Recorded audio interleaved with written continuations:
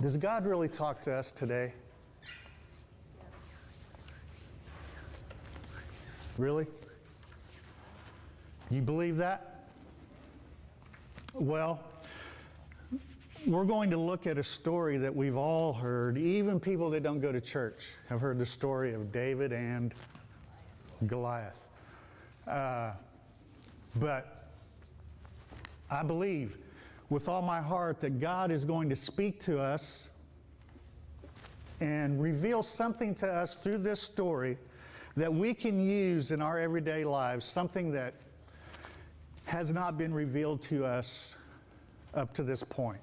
Do you believe that can happen? Is God able to do that? Reveal something new to us through a story that we've heard time and time again? How many times would you say you've heard the story of David and Goliath? 20? 30? Somebody talk to me. 8? How many times have you heard the story of David and Goliath? 20? 40. 30? 40? Okay. So we know the story, but let's see what God has to tell us about it today.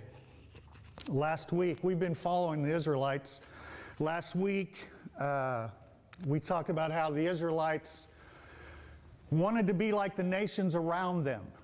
They wanted to be like the world. So they demanded that God give them a king. They demanded through Samuel, we want a king. We want to look like the rest of the nations around us. We want to look like the world. So, even though Samuel pleaded with them, no, we have a king. And who was their king? Who was their king? Yahweh. Yeah, God, Yahweh.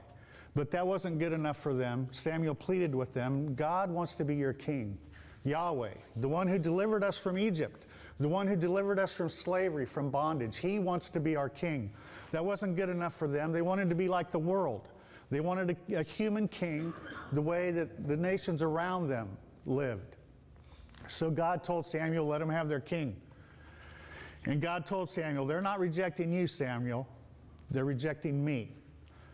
So God chose a king who looked the part of a king, just like the nations around them. And who was the first king that God chose for the Israelites? Don't leave me up here by myself. Who was the first king that God chose for the Israelites? Saul. Who said that?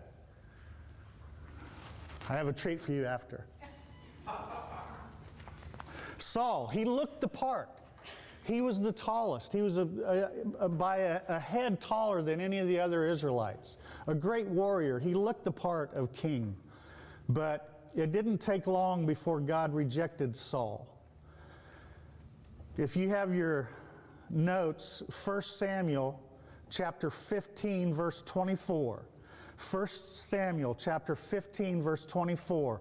This is what Saul says to Samuel. God had given Saul specific instructions. And Saul carried out most of those instructions, but he didn't follow the instructions exactly the way God gave him the instructions. He let the people talk him into doing something different. So this is what Saul says to Samuel. Saul says, I was afraid of the people, so I gave in to them. I was afraid of the people, so I gave in to them. This is the king. God had given him specific instructions. He carried out most of it, but then the people said, hey, why don't we do this? And Saul says to Samuel, I was afraid of the people, so I gave in to them. Now, I do not want to get political today, but think about our leaders in government today. How do they conduct their business? How do they conduct their business? What do we call leaders in government? What do we call them? Politicians. How do they conduct their business? When you ask a politician a question, about an issue, do they tell you what's in their heart? How do they conduct their business? They take polls on all the major issues, birth control, same-sex marriage. They take polls on all the issues of the people that are in their district. And what's the answer they're going to give you when you ask them a question about one of those issues? They're going to give you the answer that most of the people in their district want to hear. Is that a leader? Isn't that a follower? It's the same thing that Saul experienced. I was afraid of the people, so I gave in to them. Moses is probably the greatest human leader that I am aware of. He was a great leader. And what made Moses a great leader? He followed his heart.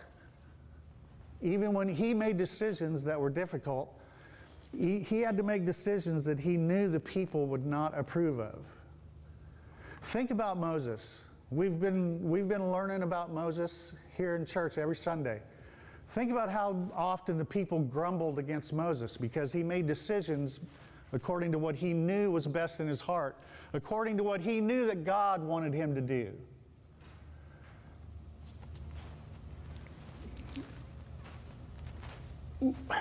In America, we call this democracy, but you all understand that we don't have true democracy in this country, right?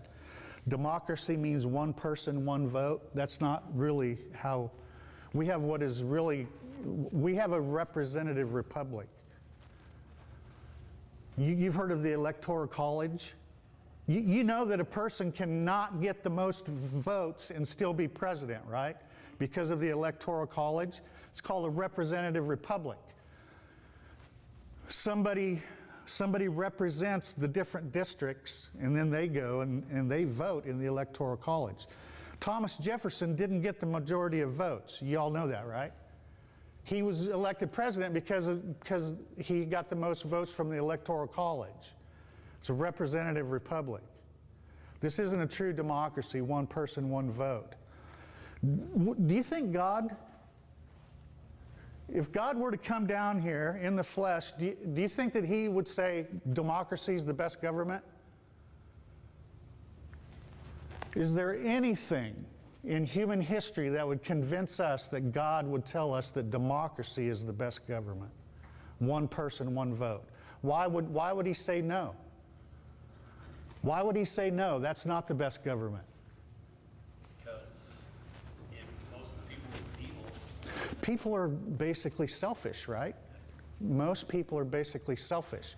If human beings have proved anything through time, we've proven that the majority is usually wrong when it comes to thinking. I hope I'm not offending you because you don't represent the majority. This is not a cross section of the general population in this room. So don't be upset with me, okay? But in human history, we've proven that majority in thinking, the majority is most of the time wrong. Why does Las Vegas exist? How can Las Vegas exist? How can they build a $500 million hotel? How can somebody afford to build a $500 million hotel in Las Vegas? Because most of the people are right? No, because most of the people what? Lose. Isn't it funny how most of the people that you talk to tell you how they always win in Las Vegas? How can that be true? They couldn't, I think the last hotel they built was $1 billion, cost $1 billion. How can they build $1 billion hotel if most of the people that go there win? That would be impossible. Throughout human history, human beings have proven that most human beings are selfish. Have any of you ever served on a jury? I can tell you this, if I'm innocent, I do not want a jury of 12 of my peers. Why? Why? Because people can be manipulated. You know, they have people now in the legal profession, they make millions of dollars a year, and what's their job? Their job is to choose a jury to get the right verdict that they want. And these people, these consultants, get paid millions of dollars. And they say, I guarantee you, we can pick a jury that'll at least get hung. My dad served on a jury, and he was terrified when it was over because they delivered the wrong verdict, because they were manipulated by the attorney. They were manipulated by the attorney. Do you know that they've done studies and that how you present yourself, how attractive you are, plays into how often you are found not guilty in a court of law with 12 of our peers? Is this news? Do you believe me? You're all looking at me with these really dirty looks. I'm not talking about you. I'm not talking about you. This is not a general cross-section of the general public in this building right here. I was afraid of the people, so I gave in to them. So Saul is rejected as king now. God tells Samuel, I reject him. Now we're in Samuel chapter 16. The Lord said to Samuel, this is after God has rejected Saul, because Saul had no backbone. He was not a leader, he was a follower. He was afraid of the people and he gave in to them. The Lord said to Samuel, how long will you mourn for Saul, since I have rejected him as king over Israel? Fill your horn with oil and be on your way. I am sending you to Jesse of Bethlehem. I have chosen one of his sons to be king. How would you like it if God chose you to be king of the Israelites? Think that would be easy? Is that a job you'd want? I wouldn't want it. I would not want that job. But Samuel said, how can I go? Saul will hear about it and kill me. So God says, go to Jesse of Bethlehem. I've chosen one of his sons to be king. And Samuel says, how can I go? Saul will hear about it and kill me. And listen to what God says to him. The Lord said, take a heifer with you and say, I have come to sacrifice to the Lord. Invite Jesse to the sacrifice, and I will show you what to do. Is God being dishonest here? Why is he sending Samuel to Bethlehem, to Jesse? Because he's chosen one of Jesse's sons to be king. And Samuel says, if Saul finds out what I'm doing, he will kill me. So God says, take a heifer with you and say, I have come to sacrifice to the Lord. Invite Jesse to the sacrifice, and I will show you what to do. Is God being dishonest?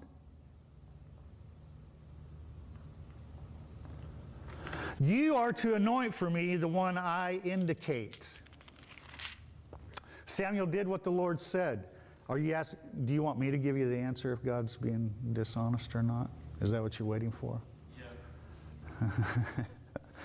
We'll see. Samuel did what the Lord said. When he arrived at Bethlehem, the elders of the town trembled when they met him. They asked, do you come in peace? Why would they ask a prophet of God if he comes in peace? Because they're screw-ups. They're screwing up all the time. And by now they've heard that God has rejected Saul because Saul gave in to the people. And the people thought they knew better than God what to do. The people said, well, we know that you say God told you to do this, but we think this would be better. And Saul gave in to them.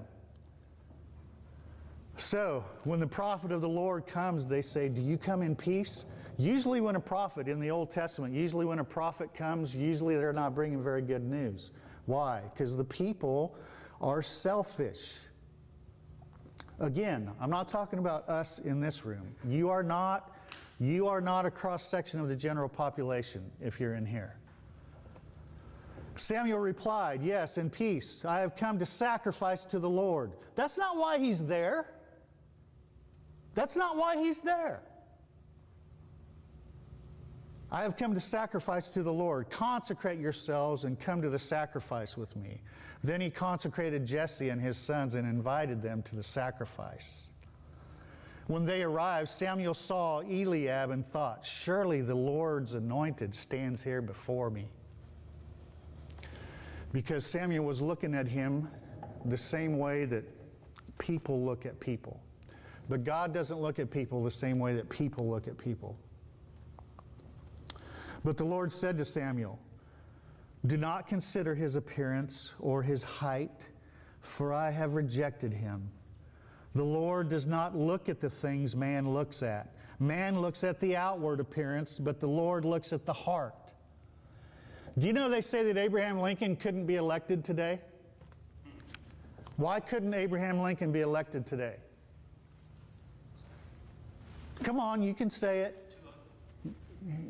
We'll say homely. Not attractive enough. What do they say won John Kennedy the election against Richard Nixon? When John Kennedy and Richard Nixon ran for president, what did we have for the first time ever? We had televised debates between the two candidates. And political historians say that that's what won the election for John Kennedy. The fact that it was on television and people could look at the two sitting beside each other on television. And the majority of the women voted for Nixon. No. They voted for John Kennedy. Okay. By the way, why isn't it that the prettiest girl never wins homecoming queen? Now, if any of you are homecoming queens in high school, this doesn't apply. But when I was in high school, the prettiest of the candidates never won. It was always like the second or third prettiest. Why? Why? Why didn't the prettiest girl win homecoming queen? Because the majority of people who voted were females. Do I still need to keep explaining why the prettiest girl didn't win? If I'm innocent, I do not want to leave my fate in the hands of 12 of my peers.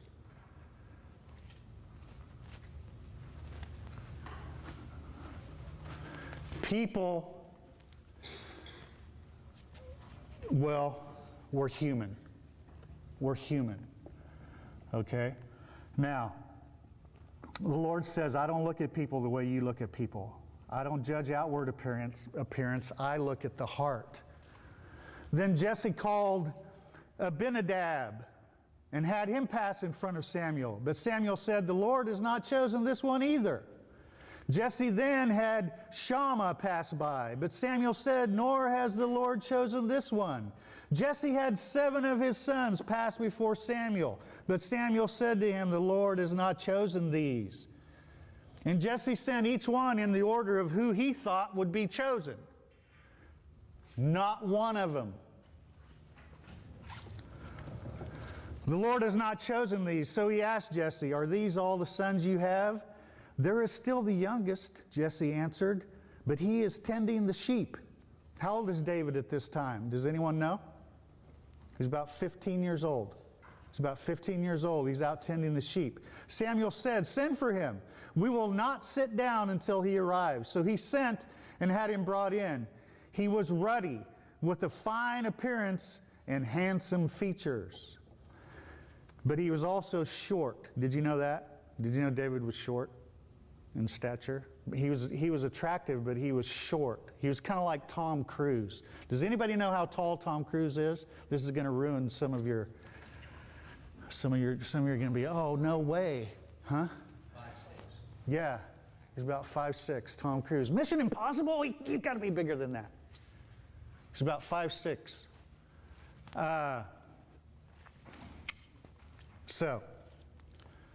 Then the Lord said, rise and anoint him. He is the one. So Samuel took the horn of oil and anointed him in the presence of his brothers. And from that day on, the Spirit of the Lord came upon David in power. Now remember, in the Old Testament, God did not dwell within. The Holy Spirit came upon individuals in the Old Testament. The Spirit of the Lord came upon David in power.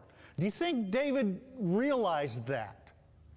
Do you think if the Spirit of the Lord came upon you with power, would you be aware of it? You would. Do you really think the Spirit of the Lord could come upon you with power and you wouldn't have any idea? You would. Why would David go and fight a bear with his bare hands?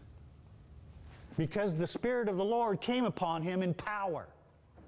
You're changed when the Spirit of the Lord comes upon you. So, by the way, the oil represents the Holy Spirit. Now, the Spirit of the Lord had departed from Saul, and an evil spirit from the Lord tormented him. Look in any translation you want of your Bible. The Lord sent an evil spirit to torment Saul. Yes. All the evil spirits that exist, God made them. They all have to do what God says, even though they're on the other team. Do you know the devil still has access to heaven? We know that in Job. The devil presents himself to God. God says, "What have you been doing?" As if he doesn't know. And Satan says, "Let me do this, let me do this." He has to have God's permission to do it. If God said, "No, you can't do it," he wouldn't have been able to do it. Satan told God, "Of course Job does what you say because you've put a hedge of protection around him." God wasn't letting any of the evil spirits in to bug Job. But God said, "Okay." But he gave him limits. The evil spirits, God sent an evil spirit to torment Saul. But that evil spirit could only do what God allowed. Do you think that God would allow an evil spirit to torment one of his children? Do you think that God would allow an evil spirit to torment you? He would. Does that mean that he's evil? Does that mean that God is sadistic? Does that mean that God takes pleasure in our pain? No. Why would God do that? Why would God allow an evil spirit to torment one of his children? Why would he test us? Why does he test us? Huh? Okay. Okay. Now, God isn't like most teachers that I had. Most of the times when I was in school, the teacher would give me a test to show me how much I didn't know. Okay? But when God tests you, his purpose is for you to win, is for you to come out better, is for you to learn. If God is allowing anything evil, if he's allowing a spirit to torment you, which he does, he will. If he's allowing it, he has your good in mind. You come out the other side in a better place. Okay? Now, I'm not saying that that's the situation with Saul, but the Lord does allow us to be messed with by the enemy. But they have limits. They have limits. They can't do whatever they want. They can't. Go back and read Job. The devil couldn't do whatever he wanted to Job. God gave him limits. And who won in the end? The devil or Job? Job won in the end. Now the Spirit of the Lord had departed from Saul, and an evil spirit from the Lord tormented him. Saul's attendants said to him, "See, an evil spirit from God is tormenting you. Let our Lord command his servants here to search for someone who can play the harp. He will play when the evil spirit from God comes upon you, and you will feel better." Do you know that there is healing in music? Do you know that's one of the reasons why we have worship music at church? There's healing in music. Have you ever experienced healing in music? Have you ever been really, really sad? Really, really sad? And the only thing that'll make you feel better is listening to a sad song? Has anyone ever had that experience? Has anyone ever experienced music, the healing effect that music can have? I have many times, many times. So they say, let's find someone who can play the harp, and you'll feel better. One of the servants answered, I have seen a son of Jesse of Bethlehem who knows how to play the harp. He is a brave man. Why is he brave? Why is he brave? Because the Spirit of the Lord has come upon him in power. He is a brave man and a warrior. He speaks well and is a fine-looking man, and the Lord is with him. The other people can tell that the Lord is with him. Then Saul sent messengers to Jesse and said, send me your son David, who is with the sheep. So Jesse took a donkey loaded with bread, a skin of wine, and a young goat, and sent them with his son David to Saul. David came to Saul and entered his service. Saul liked him very much, and David became one of his armor bearers. Then Saul sent word to Jesse, saying, allow David to remain in my service, for I am pleased with him. Whenever the Spirit from God came upon Saul, this is the evil spirit that God's allowing to torment Saul. Whenever the Spirit from God came upon Saul, David would play his harp. David would take his harp and play. Then relief would come to Saul. He would feel better, and the evil spirit would leave him. I've experienced this. I've experienced the healing in music more than once. Have any of you ever been listening to a song and it actually makes you cry? Now, I know you guys would never admit that.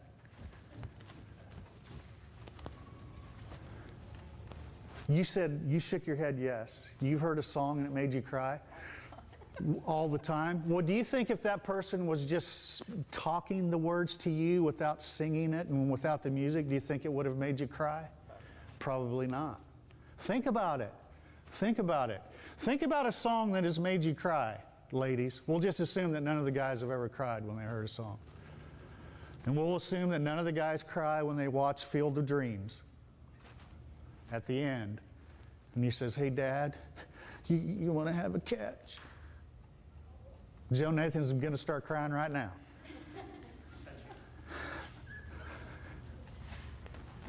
Think about a song that's made you cry, and think if it would have made you cry if it was just spoken to you. If there wasn't music and the person wasn't singing. It wouldn't have the same effect on you if it was just spoken.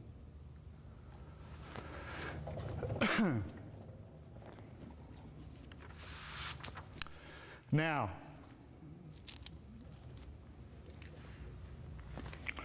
chapter 17, we've just read 16, we're on chapter 17. We're going to get out of here early today,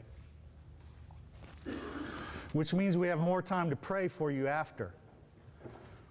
Jonathan's going to be standing at that door. These 3 doors are locked. There's only one door open. Jonathan's going to be standing at that door, and you can't leave without somebody praying for you. That's what he said anyway. Chapter 17 we're going to look at. This is David and Goliath, the story that we all know. But I'm going to give you a little bit of background information. And this is in your notes. The heart of David is seen as he confronts Goliath. Remember, the Spirit of the Lord has come upon David in power. David was a Jewish boy who herded sheep. He's about 15 or 16 years old. Goliath was a proven Philistine warrior. Now, the Philistines come from the island which is now known as Crete. They're Greeks. In the story of David and Goliath, we find the Philistines attempting to take the valley of Elah, a key access route to the hill country. The Philistines had a monopoly on iron smelting technology, which means they controlled the blacksmiths. thus giving them superior firepower. Not only did they have the biggest guy, Goliath, who was 9 feet tall, but they also had the biggest guns. They had iron swords. They controlled the blacksmiths. Typical of the Greek way of fighting, the Philistines sent out a champion. If the Greek champion won, the battle went to the Greeks. If the Israelites sent out a champion who defeated the Greek champion, the victory would go to Israel. For 40 days, and 40 is the number for testing in the Bible. They were in the desert for 40 years. Jesus was in the desert for 40 days. 40 is the number for testing in the Bible. For 40 days, the biblical number representing a period of testing. Goliath challenged the Israelites to send out their champion, but Saul and the Israelite army trembled. Now the Philistines gathered their forces for war and assembled at Soko in Judah. They pitched camp at Ephes Dammim. I don't know how to pronounce that. Between Soko and Azekah. Saul and the Israelites assembled and camped in the valley of Elah and drew up their battle line to meet the Philistines. The Philistines occupied one hill and the Israelites another, with the valley between them. So the Philistines are on this hill, the Israelites are on this hill, and there's a valley between them. And Goliath comes down into the valley and says, send out whoever you want. Me against whoever your champion is. We're going to settle this quickly. Whoever wins, wins. A champion named Goliath, who was from Gath, came out of the Philistine camp. He was over 9 feet tall. He had a bronze helmet on his head and wore a coat of scale armor of bronze weighing 5,000 shekels. That's about 125 pounds. So his armor weighed 125 pounds. He's over 9 feet tall. On his legs, he wore bronze greaves, and a bronze javelin was slung on his back. His spear shaft was like a weaver's rod, and its iron point weighed 600 shekels. The point of Goliath's spear weighed 15 pounds, just the point of it. His shield bearer went ahead of him. Goliath stood and shouted to the ranks of Israel. Now he's got armor that weighs 125 pounds. Just the tip of his spear weighs 15 pounds. Wouldn't he be hard to kill? His armor bearer walked out in front of him.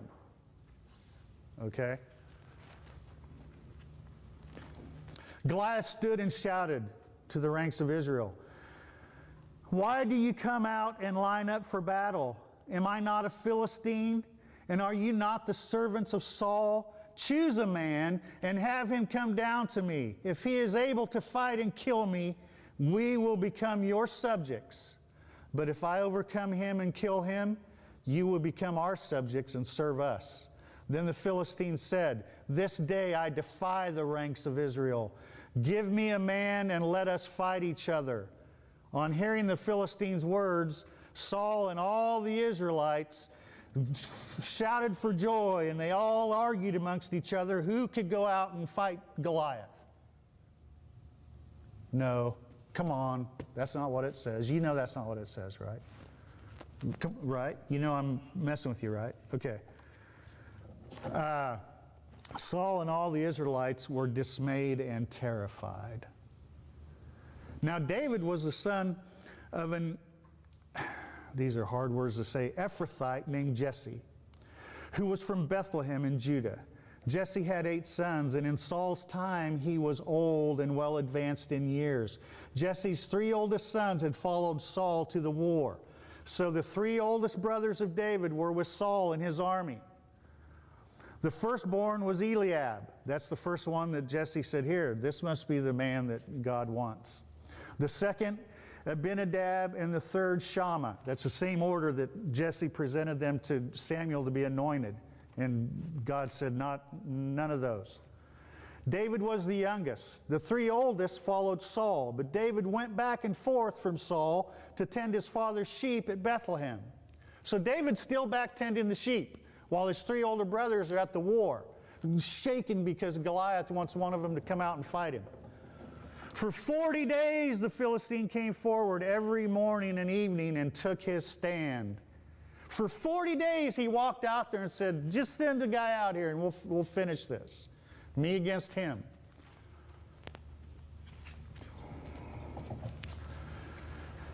Now Jesse said to his son David, take this ephah of roasted grain and these 10 loaves of bread for your brothers and hurry to their camp. Take along these 10 cheeses to the commander of their unit. See how your brothers are and bring back some assurance from them.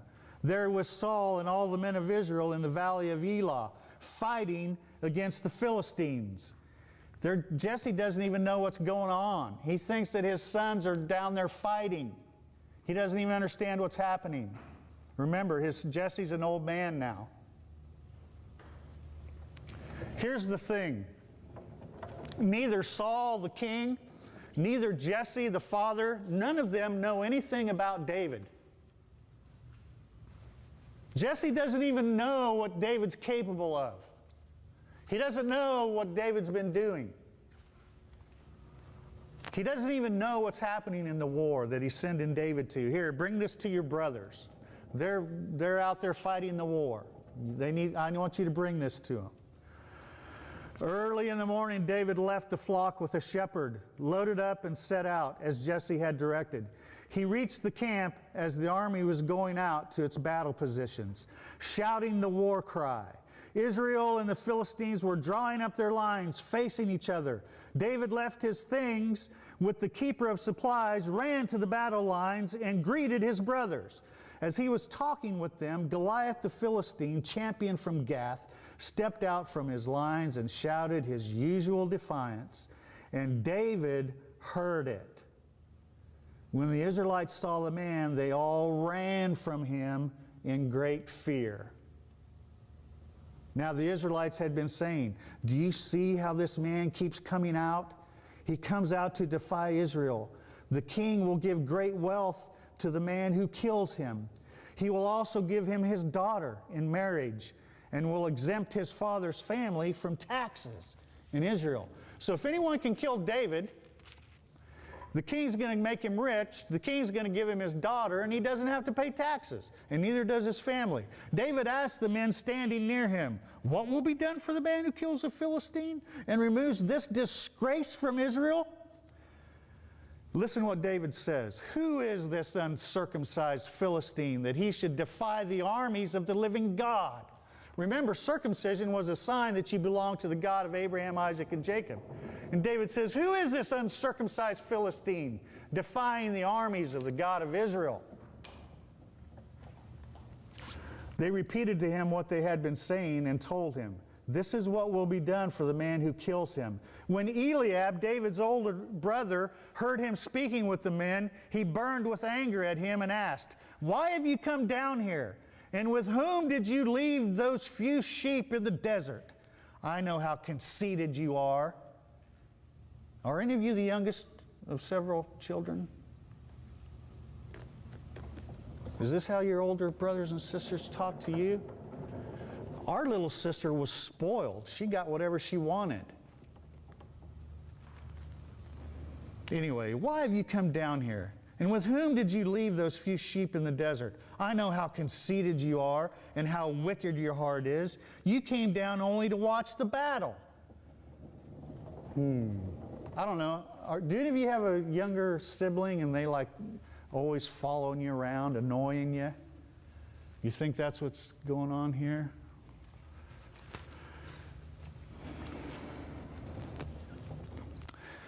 Look at what David says to his older brother. Now what have I done? So this must be normal. This must be kind of a normal thing. Now what have I done? Said David.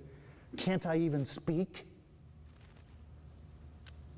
He then turned away to someone else and brought up the same matter. And the man answered him as before. What David said was overheard and reported to Saul. and Saul sent for him. David said to Saul, "Let no one lose heart on account of this Philistine. Your servant will go and fight him." A 16-year-old boy says, "I'll go fight him." For 40 days, nobody in the Israelite army had the guts to do it, and David says, "I'll go fight him." He's 16 years old. Saul replied, "You are not able to go out against this Philistine and fight him. You are only a boy, and he has been a fighting man from his youth." But David said to Saul, "Your servant has been keeping his father's sheep. When a lion or a bear came and carried off a sheep from his flock, I went after it, struck it, and rescued the sheep from its mouth. When it turned on me, I seized it by its hair, struck it, and killed it. Your servant has killed both the lion and the bear. This uncircumcised Philistine will be like one of them, because he has defied the armies of the living God." Now there's something that David has in his favor. We all face Goliaths in our lives. We all face adversity. We all face things that seem like giants.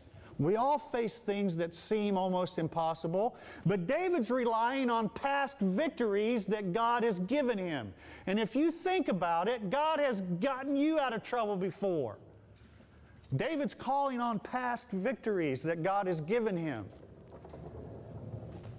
If you think about it, God has helped you in times of trouble before also. And if He hasn't, then you need to stay after here, and we need to get you saved so you can be one of His children, and He will get you out of trouble.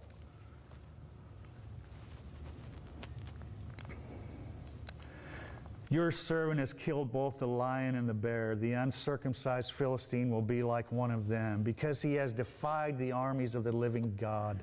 The Lord who delivered me from the paw of the lion and the paw of the bear will deliver me from the hand of this Philistine.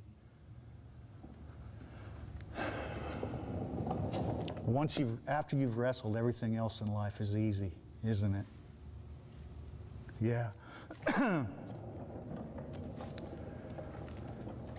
Saul said to David, "Go, and the Lord be with you." Really? He's going to let this 16-year-old boy go out there and fight?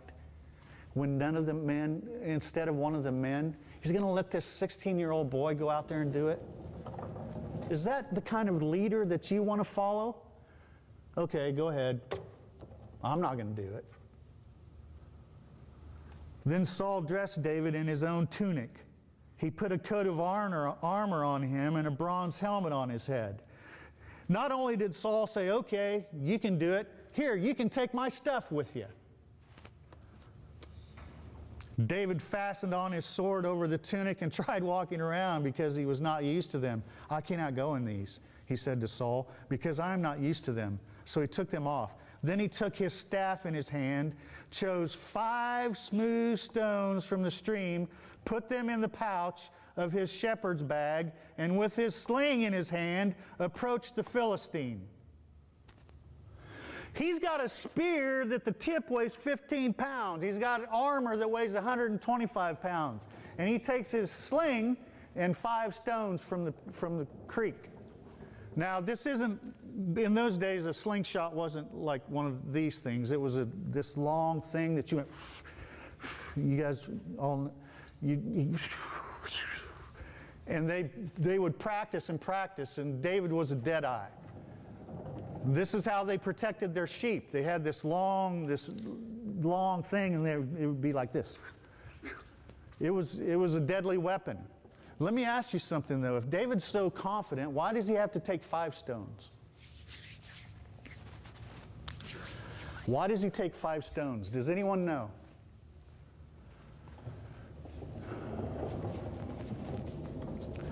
Look at all the confidence he has. He's sure. He's saying it's not even going to be me. God's going to be doing it, not me. He's not defying me. He's defying the living God's army. Goliath has 4 sons. Goliath has 4 sons. You can look it up. Goliath has 4 sons. So David has to take 5 stones. Why? Because after he kills Goliath, which he knows he's going to do, his 4 sons might want to avenge that death. Meanwhile, the Philistine with his shield bearer in front of him kept coming closer to David. He looked David over and saw that he was only a boy, ruddy and handsome, and he despised him. He said to David, "Am I a dog that you come at me with sticks?" What are you talking about sticks? You got a staff and sunshine. You know, I read a book not long ago that David Goliath, one of the visions. People that were that big, a lot of times they had visions that all you might not have been able to see very well. Anyway, and the Philistine cursed David by his God. "Come here," he said, "and I'll give your flesh to the birds of the air and the beasts of the field." Now, this is all about attitude. You're going to face adversity in your life. It's all about attitude. What is the attitude that you are going to take with you as you approach the adversity? You can't control the adversity that comes into your life. Well, sometimes we bring adversity in, but there's times when adversity comes into our life that we didn't bring it in, and we can't control that. But we can control the attitude that we take into that life. Look at the attitude of the other Israelites. They looked at Goliath and they said, "Man, look how big he is. Look how big he is. How can we ever kill him?" Sometimes when we're faced with adversity, we take that same attitude with us. Man, this problem is so big. How am I going to overcome this problem? That's how the Israelites were looking at Goliath. Man, he's so big. How are we ever going to kill him? But what's David's attitude? David's attitude is this: man, he's so big. How could I ever miss? It's all about your attitude. Goliath had to be close to David. Goliath had to be close to him. David has the advantage. David can kill him from a long distance.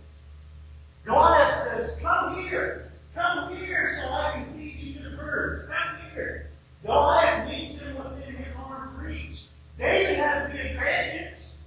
David can kill him from a distance. Goliath is at a disadvantage because of his size.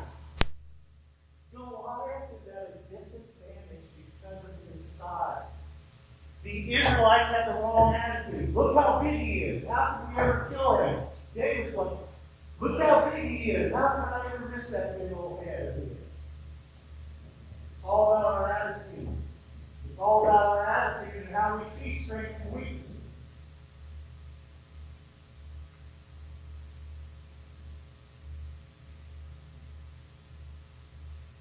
Approached the Philistine. Meanwhile, the Philistine with his shield bearer in front of him kept coming closer to him.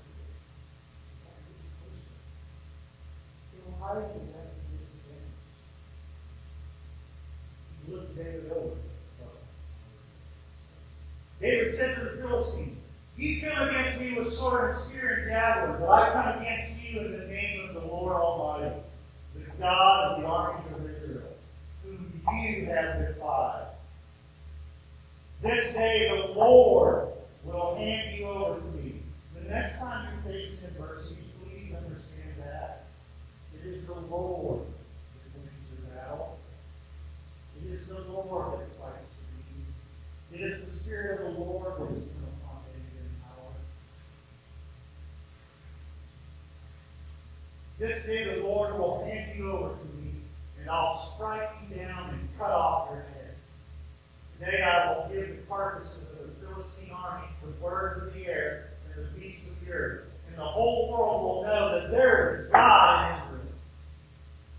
The next time you face that mountain, the next time you face that adversity, there is a God who does not come upon you with power. He lives in you.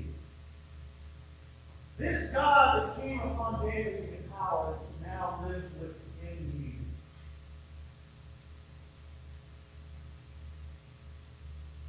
All those gathered here will know that this is not. All those gathered here will know that it is not by sword or spear that the Lord saves. For the battle is the Lord, and He will give all of you into our hands. The battle is the